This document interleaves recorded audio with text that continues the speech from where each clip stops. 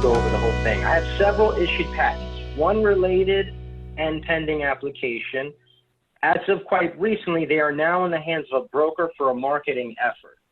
For the pending application, I am close to submitting an office action response, which I believe has a good chance to pass examination. When and if that application receives notice of allowance, I will want to open another application to keep the family open for the benefit of a potential buyer of the family of patents. In addition to delaying payment of the issue fee as long as possible, what would be a good strategy for establishing an additional application before the issue of the patent? Okay, yeah, perfect. So he's picked up on the an important aspect of patents is that before, I'm going to use this clipboard real quick, is before one patent grants, you have an opportunity to file another one.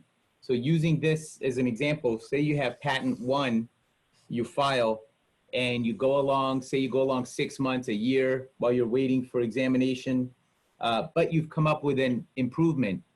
You have to do it before this patent either grants or issues. You can file a second patent, and then the second patent is pending. But the line must be kept alive. If the first patent becomes granted before you file the second patent, then your own invention can be used against you. So, Charles has picked up on an important criteria. Now, how do you prevent a patent from being granted? That's usually the opposite of what us patent attorneys are hired for. Usually we're hired to get patents granted as soon as possible. But Charles is right. One way to prevent it from being granted is to wait as long as possible before you pay the issue fee. However, you don't get forever. You get 6 months at most with extension fees. But Charles should take advantage of those 6 months, and then he should file a continuation application.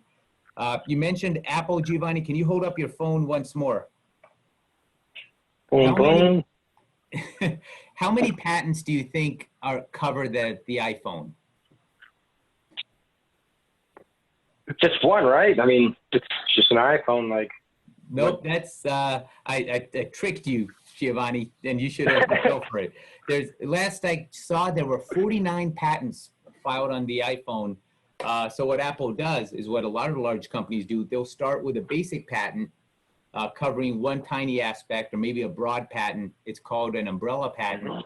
And then as they have an improvement, they'll file for the improvement. And then over time, if they improve again, they will file patent 3. And then you go on to patent 4 and so on and so forth. As long as they keep the line alive, you can continue indefinitely. Now, of course, companies like Apple have tons and tons of money to spend on 49 patents on an iPhone, but even individual inventors could keep the line live by filing one continuation, and it's incredible leverage while they're trying to license the idea because it stops a competitor. The competitor doesn't just have to get around the granted patent, but they also have to worry about the pending application. So that's great leverage to have. Any of my clients that have a patent close to being issued, we always advise them to consider at least filing a continuation to help them in licensing negotiations. So great question, Charles. You're taking the right steps. Wait as long as possible to pay your issue fee. However, if you miss that issue fee date by 1 day, your patent is going to go abandoned. So I don't know if you have an attorney helping you monitor this. Our law firm, when it gets close to that abandonment date, we call our clients, we text our clients, we hunt them down on social media if we have to. They say, hey guys, you're gonna lose your patent if you don't get this issue fee. So Charles, just make sure it's good to wait as long as possible, but don't wait a day more than you're allowed to. So watch that date carefully.